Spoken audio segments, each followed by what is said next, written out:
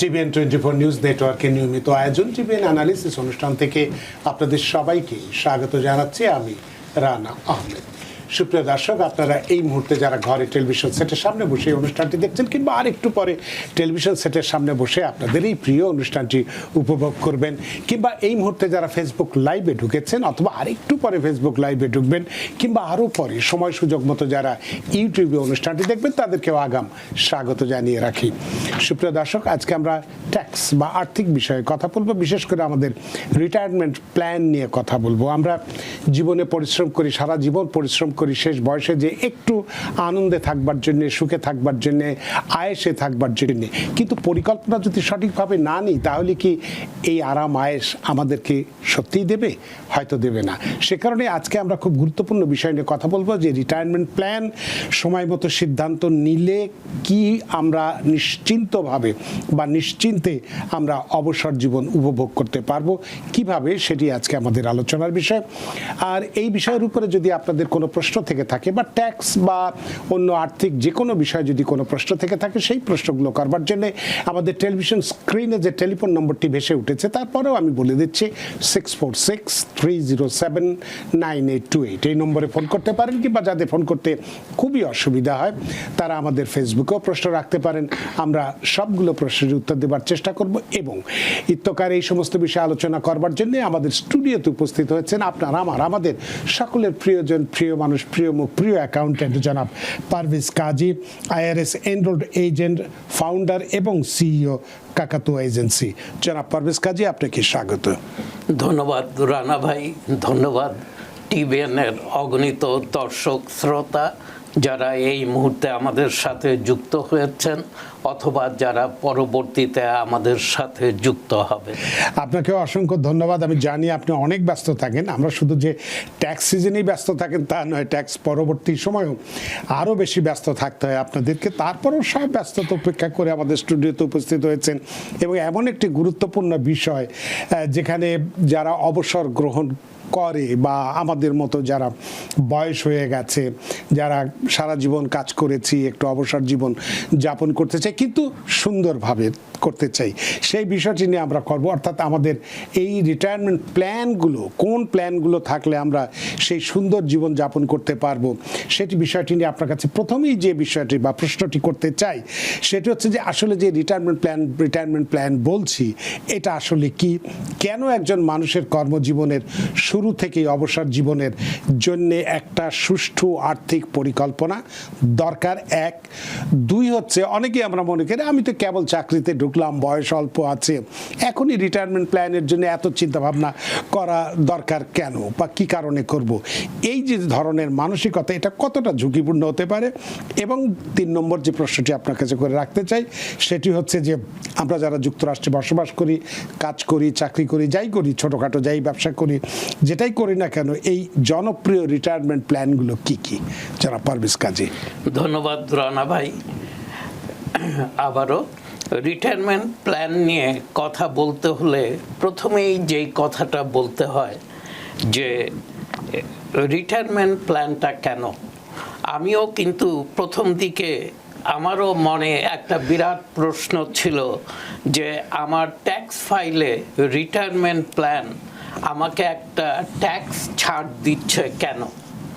এটা তো আমার বেনিফিট, আমি তো আমার স্বার্থেই করব। সরকার কেন বলছে যে তোমার ট্যাক্সও কমে আসবে তুমি যদি একটা রিটায়ারমেন্ট প্ল্যান ওপেন করো এবং সেখানে তুমি প্রতি বছর কন্ট্রিবিউট করো? আমার কাছে এই প্রশ্নটি ছিল এবং পরবর্তীতে আমি ধীরে ধীরে জেনেছি এর উত্তরটা।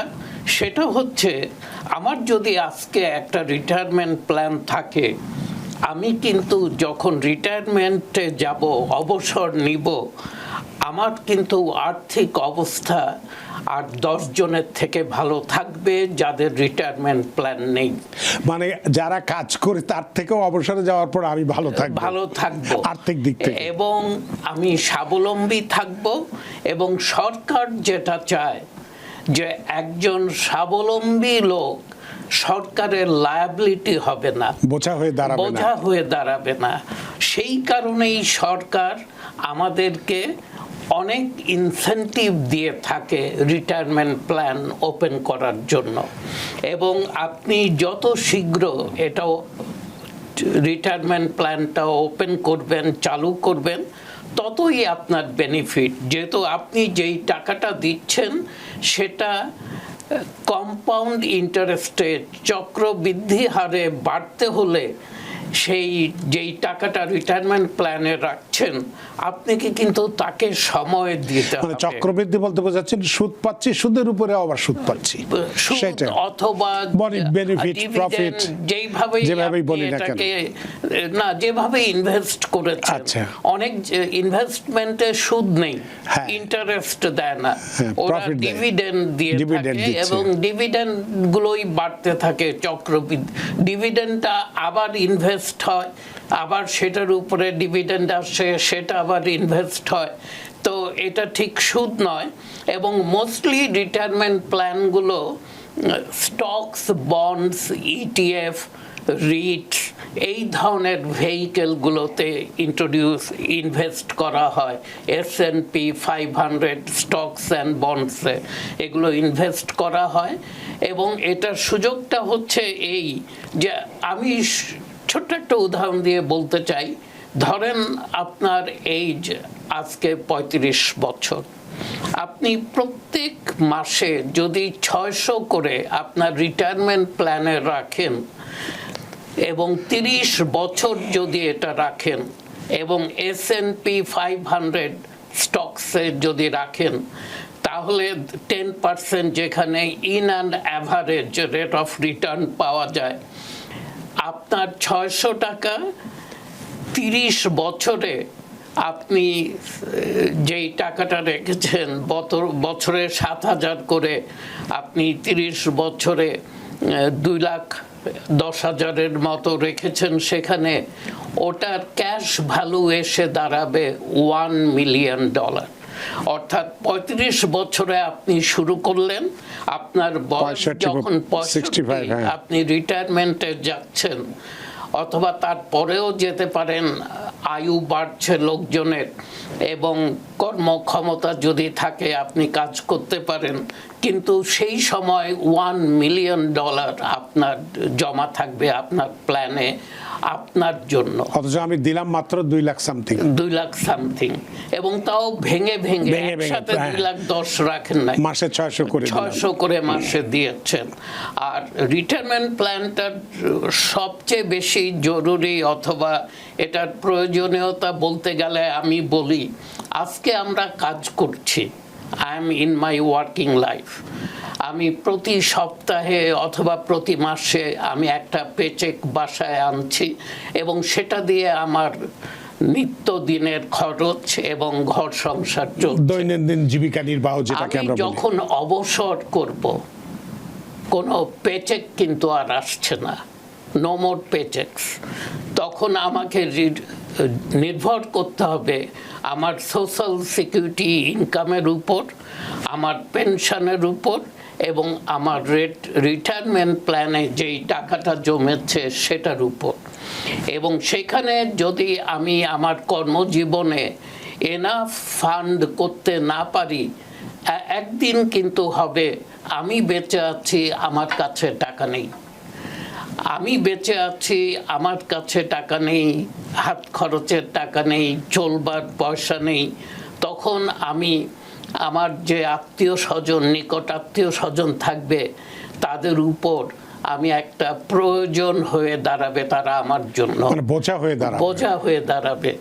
তো আমি সকলকে বলি, প্রয়োজন না, সময় থাকতে প্ল্যান করুন, ওদের প্রয়োজন হয়ে থাকুন, প্রয়োজন হয়ে থাকার দরকার নেই। তাহলে সেক্ষেত্রে আপনাকে যে একটা প্রশ্ন করেছিলাম যে আমরা যারা এই আমেরিকায় বসবাস করি, সাধারণ চাকরি করি বা ছোটোখাটো ব্যবসা করি বা যে যাই করি না কেন, যে পেশায় থাকি না কেন, সেক্ষেত্রে সবচেয়ে জনপ্রিয় যে রিটায়ারমেন্ট প্ল্যানগুলো, যেমন 401k হতে পারে, ট্রেডিশনাল আইআরএ, রথ IRA, shape IRA, simple IRA ইত্যাদি ইত্যাদি, এই ধরনের কোনগুলো বেশি জনপ্রিয়? ধন্যবাদ।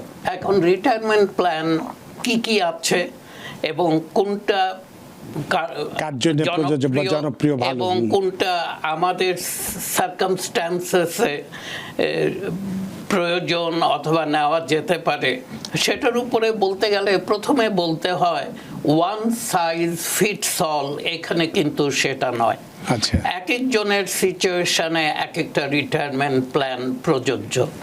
যেমন ধরেন আমরা যারা চাকরি করছি বিভিন্ন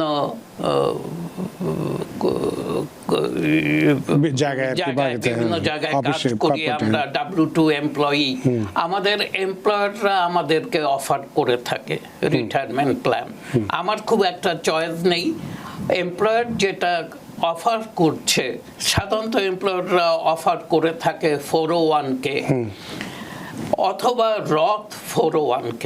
আচ্ছা, তো আমি রিটায়ারমেন্ট প্ল্যান এবং রথ রিটায়ারমেন্ট প্ল্যানটাকে একটু ভেঙে নেই। প্রথমে রিটায়ারমেন্ট প্ল্যান হচ্ছে আপনি যেই টাকাটা কন্ট্রিবিউট করছেন সেটা কিন্তু প্রি ট্যাক্স ডলার, মানে সেই টাকাটার উপর আপনাকে কোনো ট্যাক্স পে করতে হবে না।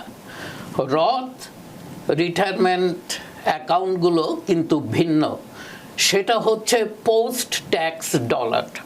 তার মানে আপনি ট্যাক্স দেওয়ার পর যেই টাকাটা থাকলো আপনার হাতে, সেটা আপনি রথে কন্ট্রিবিউট করছেন। মানে রথ আপনাকে এখন ট্যাক্সে সাহায্য করবে না, কখন সাহায্য করবে? তখন, অর্থাৎ আপনি যখন অবসরে যাবেন, আপনি সেই টাকাটা যখন উইথড্র করবেন, তুলে নেবেন, আপনাকে কোনো ট্যাক্স পে করতে হবে না। আর রেগুলার ট্র্যাডিশনাল অথবা রেগুলার 401k প্ল্যানে যেই টাকাটা এখন রাখছেন, এটা কিন্তু ট্যাক্স ফ্রি মানি অথবা প্রি ট্যাক্স ডলার, এটার উপর আপনাকে ট্যাক্স দিতে হচ্ছে না। কিন্তু যখন আপনি ডিস্ট্রিবিউশন নেবেন, টাকা উঠাবেন, তখন আপনাকে কিন্তু এই টাকার উপর ট্যাক্স পে করতে হবে।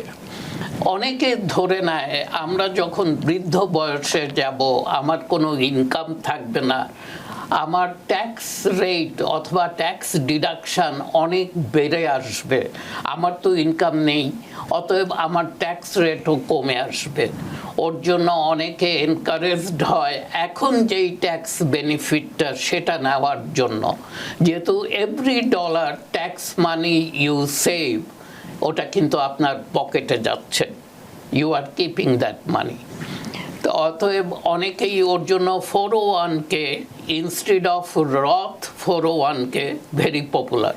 আচ্ছা, কিন্তু রথেও লোকজন রাখে, তাই বলো যে একদম রথ 401k অথবা রথ আইআরএতে টাকা রাখে না, তা না। তার মানে আপনি যেটা বলছেন যে 401k টাই সবচেয়ে বেশি পপুলার। যারা চাকরি করে W2 এমপ্লয়ি, তাদের জন্য 401kটা সবচেয়ে বেশি পপুলার। আরেকটা আছে 403b, নন প্রফিট অর্গানাইজেশনগুলো, এরা তাদের এমপ্লয়িদেরকে অফার করে থাকে 403b। সেটা মোস্টলি টিচার্স, তারপর হসপিটাল ওয়ার্কার্স, তারা ফায়ার ফাইটার্স অথবা তারা 403bটা নিয়ে থাকে। আরেকটা হচ্ছে 457b, এটা হচ্ছে গভর্নমেন্ট এমপ্লয়িজদের জন্য অথবা city government, local government, state government অথবা ফেডারেল গভর্নমেন্টে যারা চাকরি করে সেই গভর্নমেন্ট এমপ্লয়িরা নিয়ে থাকে। আর আরেকটা রিটায়ারমেন্ট প্ল্যান খুব কমন, যেটা সবার মুখে মুখে শুনবেন, সেটা হচ্ছে আইআরএ, ট্র্যাডিশনাল আইআরএ এবং রথ আইআরএ। ট্র্যাডিশনাল আইআরএর কন্ট্রিবিউশন লিমিট অনেক কম, আপনি 7,500 কন্ট্রিবিউট করতে পারেন। কিন্তু যদি কোম্পানি স্পন্সর্ড 401k হয়ে থাকে, আপনি সেখানে ম্যাক্সিমাম 24,500 কন্ট্রিবিউট করতে পারেন। এবং অনেক এমপ্লয়ার তারা কিন্তু ম্যাচ করে, আগে তো অনেক বেশি ম্যাচ করতো, এখন অনেক এমপ্লয়ার 1 to 5% ম্যাচ করে থাকে, এবং সেটা কিন্তু ফ্রি মানি। আপনি যে কন্ট্রিবিউট করবেন সেটার 1 থেকে 5% তারা ম্যাচ করে এবং তারা আপনার অ্যাকাউন্টে সেই টাকাটা দিচ্ছে। ওর জন্য আমি সকলকে অনুরোধ করে থাকি, তাদের যদি কাজের জায়গা থেকে কোনো 401k প্ল্যান থাকে, দে শুড অপটিমাইজ ইট। তারা যদি সম্ভব হয়, যেহেতু প্রত্যেকেরই খরচ আছে, সংসার চালাবার বিষয় আছে এবং যেটা ইনকাম সেটা অনেক সময় পুরোটাই তারা যতখানি অ্যালাউ করে কন্ট্রিবিউট করতে পারে না, কিন্তু যদি সম্ভব হয়ে থাকে তাহলে পুরোটাই কন্ট্রিবিউট করা উচিত। সেলফ এমপ্লয়েড ইন্ডিভিজুয়ালস অথবা যারা ওন বিজনেস আছে তাদের জন্য কিন্তু এটা আরো ব্রড। তাদের সামনে অনেকগুলো রিটায়ারমেন্ট প্ল্যান আছে এবং এই রিটায়ারমেন্ট প্ল্যান তাদেরকে অনেক বেশি কন্ট্রিবিউট করার সুযোগ করে দিয়েছে। এই কারণে যারা ইন্ডিভিজুয়াল বিজনেস ওনার তারা কিন্তু দেখা গেছে প্রথম কয়েক বছর বিজনেসের মানে হাঁটি হাঁটি পা পা অবস্থায় তারা তেমন নিজের জন্যই কিছু রাখতে পারে না। হোয়াট এভার দে মেক তারা আবার বিজনেসে ইনভেস্ট করে এবং ওর জন্য যখন তারা রিটায়ারমেন্ট প্ল্যান বিজনেসটা একটু দাঁড়াবার পর যখন শুরু করে তখন দেখা গেছে যে মোস্ট অফ দ্য টাইম তারা অনেকখানি পিছিয়ে গেছে। যেহেতু ব্যবসা শুরু করেই সে তার বেতনই ঠিক মতো নিতে পারে নাই, সে রিটায়ারমেন্ট প্ল্যানে কি কন্ট্রিবিউট করবে? তো ওর জন্য তাদেরকে বেশ কয়েকটা প্ল্যান দেওয়া হয়েছে। প্রথমটা হচ্ছে shape IRA, simplified employee pension plan. এটার সবচেয়ে সুযোগটা হচ্ছে যে এটা খুব সহজ টু সেট আপ। 15 মিনিটে আপনি অনলাইনে গিয়ে যে কোনো ব্রোকারেজ অ্যাকাউন্টে ঢুকে আপনি এটাকে সেট আপ করতে পারেন এবং এটার কোনো অ্যানুয়াল মেইনটেনেন্স ফি নাই এবং আইআরএসে প্রতি বছর যে 5500 একটা ফর্ম আছে রিপোর্টিং, এই রিকোয়ারমেন্টসটাও নেই এই সেফ আইআরএর মধ্যে। এবং এখানের সুযোগটা হচ্ছে এই যে সেফ আইআরএ আপনার কন্ট্রিবিউশন লিমিট হচ্ছে 25% অফ ইয়োর নেট ইনকাম এবং ক্যাপ হচ্ছে ম্যাক্সিমাম 76,000 আপনি কন্ট্রিবিউট করতে পারবেন। তো 76,000 contribution compare to 24,500 for 401k employees, এটা অনেক বড় অ্যামাউন্ট। এবং এটা শুধু একটাই রুল যে সেট আপ করতে হবে বাই অক্টোবর 1st। অন্যান্য প্ল্যান আপনি পরেও সেট আপ করতে পারেন, কিছু ডিসেম্বর 31 মধ্যে সেট আপ করতে হয় এবং কিছু পরের বছর গিয়েও আপনি ট্যাক্স ফাইলিংয়ের লাস্ট ডের মধ্যে সেট আপ করতে হয়, সেটা 15 এপ্রিল। এবং কিছু আছে আপনি যদি এক্সটেনশন ফাইল করে থাকেন তো এক্সটেনশন ডেডলাইনের মধ্যেও সেট আপ করা যায়। কিন্তু সেপ আইআরএ 25% হচ্ছে আপনার contribution limit, maximum 76,000, 76,000 and must be set up by October 1st. অক্টোবরের 1 তারিখের মধ্যে এটা ধরেন আপনি 2026-এ কন্ট্রিবিউট করতে চান সেপ আইআরএতে, এটা অক্টোবর 1st এর মধ্যে, জুলাই আগস্ট সেপ্টেম্বর অক্টোবর 3 মাস আছে, 3 মাসের মধ্যে। অল্টারনেট আরেকটা প্ল্যান আছে, সেটা হচ্ছে সিম্পল আইআরএ। এটাও ফর সেলফ এমপ্লয়েড ইন্ডিভিজুয়ালস এবং ওরা এখানে কন্ট্রিবিউট করতে পারে 16,500 এবং এখানে ক্যাচ আপ প্রভিশন আছে 3,500।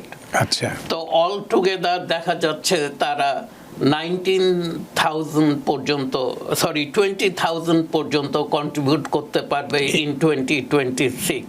এটা কি মানে বাৎসরিকভাবে সেপ আইআরএ। এবং এইখানে এমপ্লয়ার সিচুয়েশন আছে তো এমপ্লয়ারও 3% কম্পেনসেশন যেটা সেটাকে ম্যাচিং করতে পারবে।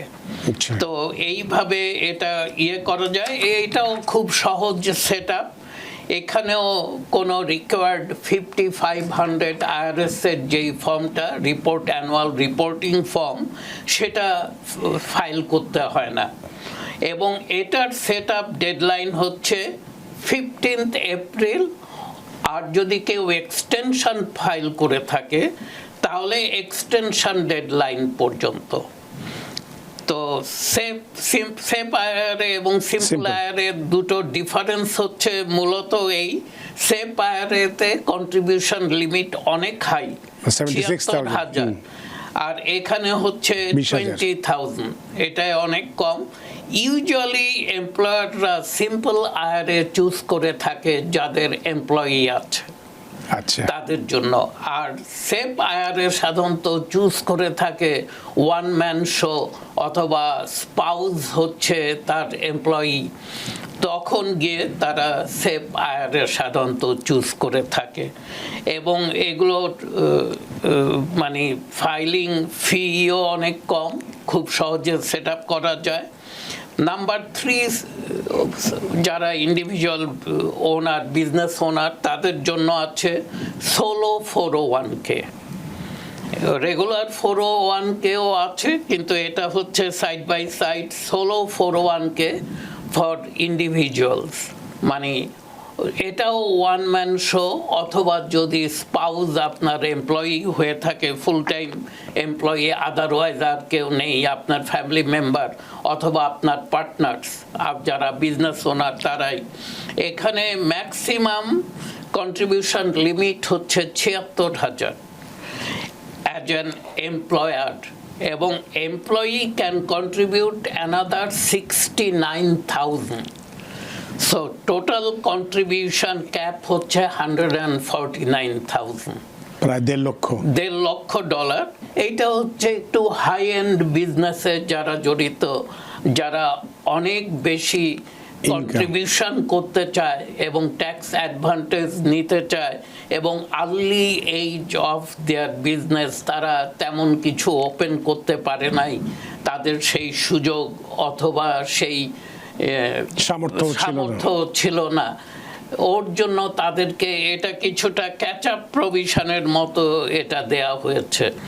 কিন্তু এখানে লোন নেওয়া সম্ভব, এবং ইনভেস্টমেন্ট কিন্তু এমপ্লয়ারের হাতে, সে কন্ট্রোল করবে তার ইনভেস্টমেন্ট, সে কোথায় টাকাগুলো ইনভেস্ট করবে, কোন স্টকস, বন্ডস, ইটিএফস অথবা রিট অথবা S&P 500 হতে পারে, এনিহোয়ার সে ইন্ডিভিজুয়ালি সে ইনভেস্ট করবে, ইনভেস্টমেন্ট সিদ্ধান্ত তার। অন্য দুটোই কিন্তু থার্ড পার্টি অ্যাডমিনিস্ট্রেটর আছে, তারা এটা ম্যানেজ করে। কিন্তু সোলো 401k এর অ্যাডভান্টেজ হচ্ছে যে এমপ্লয়ার এটাকে ম্যানেজ করবে, এবং এমপ্লয়ারকে প্রতি বছর সিম্পল 5500 যেই ফর্মটা IRS-এর, সেই ফর্মটা সাবমিট করতে হবে, এবং এইটা ফর্ম হতে হবে by 31st December of the year. মানে 31শে ডিসেম্বরের মধ্যে এটা ট্যাক্স সিজন শুরু হওয়ার একদম আগে, হ্যাঁ, সিজন মানে বছর শেষ হওয়ার আগে এটাকে ফর্ম করতে হবে, আদারওয়াইজ এটা বছর শেষ হয়ে যাওয়ার পর আপনি সোলো 401k আর ওপেন করতে পারবেন না। এই হচ্ছে মোটামুটি যেগুলো প্ল্যান, এবং এর মধ্যে জনপ্রিয়গুলো আমরা জানলাম এবং সবগুলি মোটামুটি জানলাম। তো আপনি সবসময় তো আমরা চিন্তা করি, কারণ আমরা যারা ইনকাম করি তারা যে বছর শেষে যে অনেক বেশি ট্যাক্স দেই, এবং এই ট্যাক্স দেওয়াটা ভেতরে বুকের ভেতরেও আমাদের অনেক কষ্ট হয়।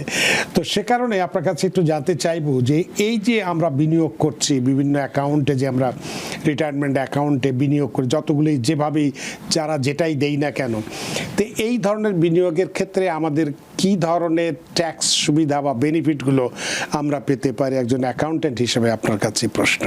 আচ্ছা, ট্যাক্স বেনিফিট সবচেয়ে বড় কথা, ধরেন আপনি একজন এমপ্লয়ি, আপনি $100,000 স্যালারি পাচ্ছেন এবং $20,000 ধরেন আপনি আপনার 401k-তে কন্ট্রিবিউট করেছেন। আপনি যখন W2টা নিয়ে আসবেন ট্যাক্স ফাইলের জন্য, আপনার বক্স 1-এ কিন্তু লেখা থাকবে 80,000। আচ্ছা, মানে ফার্স্ট 20,000 ওটার উপরে আপনি ট্যাক্স দিচ্ছেনও না, এবং আপনার ট্যাক্স ফাইল যে করছে সে তার কোনো আমলে ওটা নিচ্ছে না, যেহেতু আপনার ইনকাম 80K। যদিও আপনি আর্ন করেছেন 100K, আপনি 20K কন্ট্রিবিউট করেছেন, পুরাটাই ট্যাক্স ডিডাক্টেবল, প্রথমেই ওটা ডিডাকশন হয়ে গেল। এটা একটা বেনিফিট। মানে বেনিফিটগুলো কি এই রিটায়ারমেন্ট প্ল্যানের, সেটা একটু বলতে চাই। তারপরে ধরেন আজকাল আয়ু বাড়ছে, লঙ্গার লাইফ এক্সপেক্টেন্সি। তো লঙ্গার লাইফ এক্সপেক্টেন্সিতে যেটা হয়ে থাকে, অথবা যেটা হবার সম্ভাবনা বেশি এবং যেটাকে আমরা কমনলি সকলকে বলে থাকি অ্যাভয়েড করার জন্য, সেটা হচ্ছে do not outlive your money, let your money outlive you. মানে আপনার ওই যে একটু আগে বলছিলাম যে টাকা শেষ হয়ে গেছে, আপনি অন্যের উপরে বোঝা হয়ে গেছে, হ্যাঁ, অন্যের উপরে বোঝা হয়ে কিন্তু গেছে। এমন হলে কেমন হবে যে আপনি চলে গেছেন কিন্তু still your money is there. তো সেই সিচুয়েশনে যদি আপনাকে যেতে হয় লঙ্গার লাইফ এক্সপেক্টেন্সিতে, আপনাকে কিন্তু ইমিডিয়েট রিটায়ারমেন্ট প্ল্যানের আওতায় যেতে হবে। এবং রিটায়ারমেন্ট প্ল্যানে আপনি যে সেভ করবেন, কিভাবে সেভ করবেন? আমরা সাধারণত আমাদের সেভিংসটা কিরকম, আমরা ধরেন ফর এক্সাম্পল মাসে $5,000 বেতন পেয়েছি, আমি মর্গেজ পে করেছি 2,500, বাসা অন্যান্য খরচ, ইন্স্যুরেন্স, হাবিজাবি এগুলোতে চলে গেছে আরও $1,000, আমার গ্রোসারিতে গেছে 1,000, এবং অল্প কিছু $500 শেষ সব কিছু খরচ দেওয়ার পর আমার হাতে বেঁচেছে, সেটা আমি আমার ব্যাংকে রেখেছি সেভিংস অ্যাকাউন্টে। কিন্তু আমরা বলে থাকি আপনার রিটায়ারমেন্ট সেভিংসের প্ল্যানটা হবে ভিন্ন। সেই ভিন্নটা হচ্ছে কি, আপনি $5,000 ঘরে এনেছেন, আপনি যেমন মর্গেজ দিয়েছেন, ইউটিলিটি বিল দিয়েছেন, অন্যান্য খরচ দিয়েছেন, সেরকম আপনি পূর্ব নির্ধারিত অঙ্ক টাকাটা আপনি আপনার রিটায়ারমেন্ট প্ল্যানে দিয়ে দিবেন। ওই ওটাও হাতে একটা, যেটা হ্যাঁ, বাঁচলো ওটা না সেটা করে। আমি জমাবো না। এটা ছিল ওল্ড চিন্তা ভাবনা। আগের দিনে আমরা এভাবেই সেভ করেছি, কিন্তু এখন যদি সেভিং আমাকে করতে হয় এবং আমাকে যদি আমার জায়গায় পৌঁছাতে হয়, আমার সেভিংটাও হতে হবে পূর্ব নির্ধারিত। আমি প্রতি মাসে এই টাকাটা সেভ করব এবং আমি আমার একটা রিটায়ারমেন্ট অথবা লং টার্ম কোনো জায়গায় রেখে দিব। যেই টাকাটা আমার 2 বছর পর দরকার হবে সেটা কিন্তু আমি ওখানে রাখবো না। যেহেতু রিটায়ারমেন্ট নিয়ে কথা বলতে গেলে বলতে হবে যে আপনি আইআরএ ওপেন করলেন অথবা যে কোনো কিছু, এবং আপনি যদি 59.5 ইয়ার্সের আগে সেই টাকাটা এনক্যাশ করেন, কিছু ব্যতিক্রম ছাড়া আপনাকে 10% পেনাল্টি দিতে হবে, এবং সেটাও বড় অঙ্ক।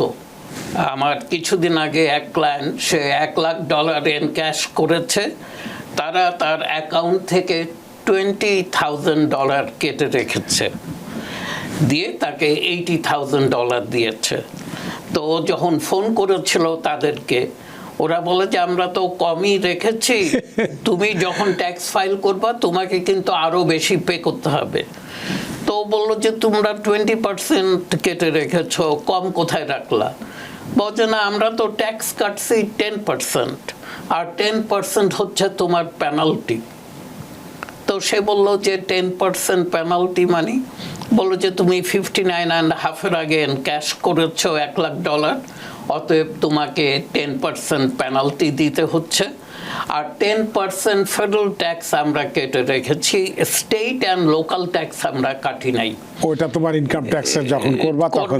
এবং ফেডারেল ট্যাক্সও আমরা কম কেটেছি, যেহেতু তুমি বলছো তোমার tax bracket 20%, marginal tax bracket. তো তোমার তো 20,000 ফেডারেল ট্যাক্সে রাখা উচিত ছিল, 10,000 পেনাল্টি মানে 30, এবং 5-7 হাজার যদি স্টেট অ্যান্ড লোকাল ট্যাক্স হয়, তাহলে তোমার হাতে কিছুই যাবে না। ওর জন্য আমরা মিনিমাম এটা রেখে তোমাকে, বাংলা প্রবাদে আছে যে বানরের পিঠাভাগের মতো আর কি। জি। আর রিটায়ারমেন্ট প্ল্যানের আরেকটা সুবিধা হচ্ছে যে extra deduction of your income, এবং আপনি ট্যাক্স সেভিংস অথবা ট্যাক্স অ্যাডভান্টেজ, কম্পাউন্ডিং গ্রোথ, মানে গ্রোথ যেটা হচ্ছে ট্যাক্স ডেফার্ড এবং কম্পাউন্ড হচ্ছে, গ্রোথটা চক্রবৃদ্ধি হারে বাড়ছে। আর সবচেয়ে বড় কথা, আপনি ভবিষ্যতের জন্য সেভ করছেন, যেহেতু ইনফ্লেশন আমাদের টাকার মূল্য কমিয়ে দিচ্ছে প্রতি বছর, এবং সেই সাথে আমরা বুড়ো বয়সে গিয়ে আমাদের হেলথ কেয়ার কস্ট অনেক বাড়বে। তো সেইটাকে আপনাকে মিট করতে হলে এখন থেকেই আপনাকে সেভিংসে যেতে হবে। এবং সবচেয়ে বেস্ট প্ল্যান হচ্ছে, শুধু রিটায়ারমেন্ট প্ল্যানের উপর আমি সাধারণত দর্শক শ্রোতাকে রেকমেন্ড করব না, আমি বলবো যদি আপনারা অ্যাডিশনাল সেভিংসও করতে পারেন, যেমন একটা আছে HSA প্ল্যান, আপনি আপনাদের HR এর সাথে কথা বলবেন, HSA plan health savings account আপনারা ওপেন করতে পারেন। এখানে লিমিট হচ্ছে 4,500 ফর ইন্ডিভিজুয়ালস অথবা প্রায় 9,000 ফর ফ্যামিলি, এবং সেখানে আপনি যদি টাকা রাখেন সেই টাকাটা কিন্তু tax deductible, growth tax free, এবং আপনি যদি মেডিকেল রিলেটেড কাজে এটাকে খরচ করেন সেই উইথড্র অথবা ডিস্ট্রিবিউশনটাও ট্যাক্স ফ্রি। আর এটাকে যদি আপনার কোনো মেডিকেল রিজনে ব্যবহার না হয়, আপনি 65 বছরের পর যদি এটাকে এনক্যাশ করেন, সেই ডিস্ট্রিবিউশনও ট্যাক্স ফ্রি। মানে ট্রিপল ট্যাক্স বেনিফিট নিয়ে HSA ওপেন করতে পারেন, apart from your 401k or IRA or রথ IRA। আরেকটা কথা বলে রাখি, IRA এবং রথ IRA এর জন্য আমাদের আর্নড ইনকাম দরকার হয়ে থাকে, এবং অনেককে যখন ট্যাক্স ফাইল করতে আসে আমি বলি যে ভাই আপনি কিন্তু আপনার ওয়াইফের জন্য একটা IRA ওপেন করতে পারেন। বলছে ভাই উনি তো কাজ করেন না, ওনার আর্নড ইনকাম নেই। হ্যাঁ, আর্নড ইনকাম ওনার না থাকলেও ওয়ান স্পাউসের যদি আর্নড ইনকাম থাকে, both the spouse can open an IRA or Roth IRA, whatever. মানে দুইজনেরই আর্নড ইনকামের দরকার হয় না। অনেকেই এটা জানেন না এবং প্রায় প্রশ্ন করে থাকে, উনি তো কাজ করেন না, উনি হোম মেকার, বাসায় থাকেন, তো আমি কিভাবে উনার জন্য IRA ওপেন করব। আপনারা সেটা করতে পারেন, এবং ট্যাক্স ফাইলিংয়ের সময় আপনারা কিন্তু আপনাদের ট্যাক্স প্রিপেয়ারার অথবা প্রফেশনাল যিনি আপনার ফাইল করছেন তাকে বলতে পারেন যে আমার কি প্রভিশন আছে অথবা আমার স্পাউসের কি প্রভিশন আছে, আমরা যদি IRA-তে কন্ট্রিবিউট করি 7,500 অর 8,600, যেটা 1100 হচ্ছে ক্যাচ আপ প্রভিশন, এবছর আমাদের ট্যাক্স কি কমে আসবে অথবা রিফান্ড কি বেড়ে আসবে, উনি কিন্তু আপনাকে সেটা জানিয়ে দিবে। অতএব এই বেনিফিটটা নিতে কখনো ভুলবেন না। আমাদের হাতের সময় কম, ছোট্ট আরেকটি প্রশ্ন করতে চাই যে আমরা যখন বাংলাদেশে চাকরি করেছি, একটা চাকরিতে ঢুকলে সেটাই আমাদের শেষ করেছি, কিন্তু আমেরিকা এসে দেখছি যে তা না, আমরা হয়তো একটা চাকরি 1 বছর করে, 2 বছর, 3 বছর, 5 বছর, অর্থাৎ আমরা চাকরি বেশ পরিবর্তন করি, বা ব্যবসার ক্ষেত্রে যদি হয় সেটাও আমরা পরিবর্তন করি। তাহলে সেক্ষেত্রে যে আগের প্রতিষ্ঠানে যেখানে চাকরি করেছি সেখানে 401k এর অর্থটা কি হবে? সেটিকে রেখে দেওয়া, নাকি নতুন প্ল্যানে স্থানান্তর করা, নাকি তুলে নেওয়া, কোন সিদ্ধান্তটি আপনি যুক্তিপূর্ণ মনে করেন? আপনি 3টা অপশন দিয়েছেন, থার্ড অপশন তুলে নেওয়া, আমি সেটার সম্পূর্ণ বিরুদ্ধে। আমি ওটা কখনোই রিকমেন্ড করি না যে আপনি যেটা লং টার্মের জন্য জমানো শুরু করেছেন, আপনার চাকরি চেঞ্জ হয়েছে অথবা আপনি নতুন এমপ্লয়মেন্টে গেছেন বলে যেই প্রয়োজনে ওটা আপনি শুরু করেছিলেন ওই প্রয়োজনটা শেষ হয়ে যায়নি, অতএব ওটা থাকবে। এখন কোথায় থাকবে? দুই জায়গায় থাকতে পারে।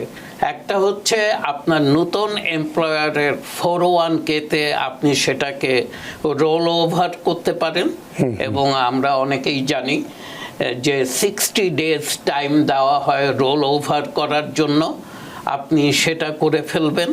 অতএব সেটার কোনো ট্যাক্সেবল ইভেন্ট হবে না যদি আপনি ওটাকে রোল করে নেন। অথবা আপনি আপনার তত্ত্বাবধানে যদি ওটা রাখতে চান, আপনি যে কোনো ব্রোকারেজে গিয়ে একটা কোয়ালিফাইড প্ল্যান নিতে পারেন এবং আপনি সেখানে এটাকে রোল ওভার করতে পারেন। এবং সেখানে রোল ওভার করলে ফিউ ফর্মস আপনি ফিল আউট করে ওল্ড এমপ্লয়ারের যেই অ্যাডমিনিস্ট্রেটর ছিল 401k প্ল্যান যারা দেখাশোনা করত তাদের কাছে পাঠিয়ে দিবেন, তারা আপনার সেই নতুন অ্যাকাউন্টে টাকাটা ট্রান্সফার করে দিবে। এই দুইটাই অপশন আছে আপনার কাছে। তো যারা ধরুন যে নতুন ইমিগ্রেন্ট হিসেবে এই আমেরিকায় যারা এসছেন বা আমরা যারা আসছি, তারা অনেকটা সময় পরে হয়তো এই আমেরিকায় এসে কর্মজীবন শুরু করেন, আমরা দেখেছি এরকম অনেক মানুষ আছে, তাদের জন্য কার্যকর রিটায়ারমেন্ট প্ল্যানটা কি হতে পারে? ওনাদের জন্য রিটায়ারমেন্ট প্ল্যানের একটু বাইরে গিয়েও পরিকল্পনা করতে হবে। ধরেন যিনি 50-তে অথবা 55-এ এসেছেন, উনি কিন্তু কর্মজীবনের অনেকটা সময় কাটিয়ে তারপরে এই দেশে আসছেন, অতএব উনার হাতে খুব একটা সময় নেই। তো উনার উচিত হবে অ্যাজ মাচ অ্যাজ পসিবল উনি রিটায়ারমেন্ট প্ল্যানে তো রাখবেনই, সেই সাথে সাথে একটা পার্সোনাল লং টার্ম প্ল্যানও উনাকে এস্টাবলিশ করতে হবে। এবং বিভিন্ন ভেহিকেল আছে যেখানে উনি টাকাগুলোকে ইনভেস্ট করতে পারে।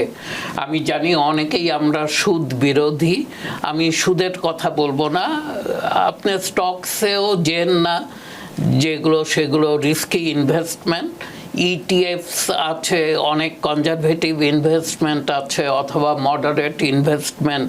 আপনি যদি একটা পোর্টফোলিও তৈরি করেন আপনার রিস্ক টলারেন্সের উপর ভিত্তি করে, আপনি কিছু অ্যাগ্রেসিভ, কিছু মডারেট এবং কিছু কনজারভেটিভ, এগুলোর মধ্যে যদি এদের পাস্ট হিস্ট্রি দেখে ডিস্ট্রিবিউট করে রাখেন, তাহলে খুব একটা ঝুঁকি হয় বলে আমি মনে করি না।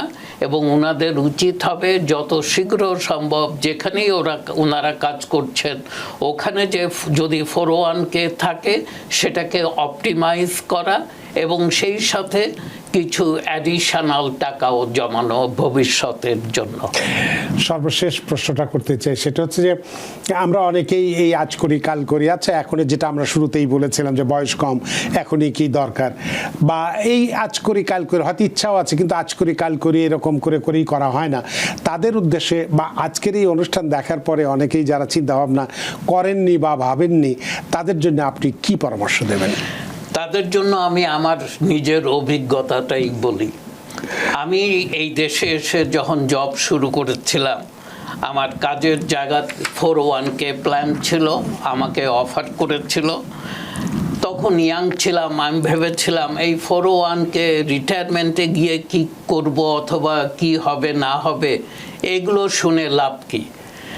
অতএব আমি একসাথে, আমরা গ্রুপ অফ বোধহয় 15-16 জন একসাথে সেই কোম্পানি আমাদেরকে রিক্রুট করেছিল।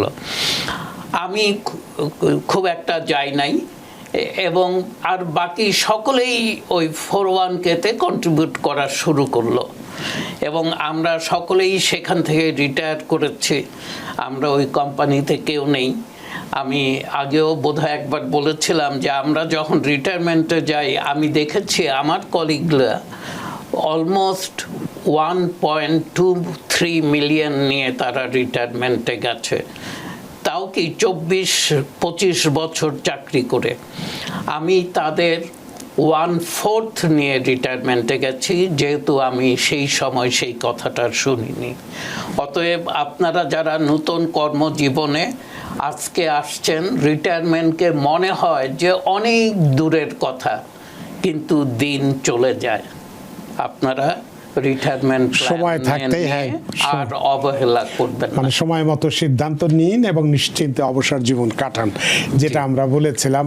জনাব পারভেজ কাজী, আপনার এই চমৎকার আলোচনার মধ্য দিয়ে বিশেষ করে আমরা যারা রিটায়ারমেন্টে যাচ্ছি বা যাব, এই ধরনের বয়স আমাদের যাদের হয়ে গেছে তারা, এবং আজকে যারা চাকরিতে ঢুকছে তারা ভবিষ্যতে একদিন 30 বছর পরে 35 বছর পরে অবসরে যাবেন, তারা কী পরিমাণ সুবিধা পাবেন বা না করলে কি, এবং আপনার নিজের অভিজ্ঞতার আলোকেও আপনি বলেছেন যে একজন আপনার কলিগ 1.2 মিলিয়ন বা 3 মিলিয়নে রিটায়ারমেন্ট করেছে, আপনি 300 বা 400 হাজার নিয়ে করেছেন। তো এটি আপনার এই চমৎকার আলোচনার মধ্যে দিয়ে সত্যি আমরা ঋদ্ধ এবং প্রাণিত। ধন্যবাদ রানা ভাই, ধন্যবাদ টিভিএনের অগণিত দর্শক শ্রোতা যারা আমাকে শুনলেন। আপনাকে আবারও ধন্যবাদ। সুপ্রিয় দর্শক, এতক্ষণ আমরা রিটায়ারমেন্ট প্ল্যান নিয়ে কথা বলেছি। সময় মতো যদি আমরা সিদ্ধান্ত নিই তাহলে অবসর জীবনে আমরা নিশ্চিন্তে জীবন উপভোগ করতে পারবো, কারোর বোঝা হয়ে নয়। এটি সবচেয়ে বড় কথা, কারণ বৃদ্ধ বয়সে কারোর উপরে বোঝা হয়ে থাকাটা এর থেকে বড় কষ্টের কিন্তু কিছু নেই। সুতরাং এখন থেকেই আমরা চিন্তা করি, যখন আমার বয়স কম আছে, চাকরি শুরুতে ঢুকেছি, ভবিষ্যতের কথা 35 বছর পরের কথা যদি আমরা চিন্তা করে এগোই তাহলে আমাদের জীবনটা অবশ্যই সুন্দর হবে, সেই অবসর জীবনটা। আশা করি আজকের অনুষ্ঠান আপনাদের যথেষ্ট ভালো লেগেছে। সুপ্রিয় দর্শক, যে যেখানেই থাকুন, ভালো থাকুন, সুস্থ থাকুন, নিরাপদে থাকুন। থাকুন টিভিএন 24 নিউজ নেটওয়ার্কের সাথেই। শুভরাত্রি। টিভিএন 24 টেলিভিশন দেখতে আজই কল করুন 7187776556। লগ ইন করুন www.totalcablebd.com। নিউ ইয়র্ক থেকে সম্প্রচারিত টিভিএন 24 টেলিভিশন বিশ্বজুড়ে বাঙালির কণ্ঠস্বর।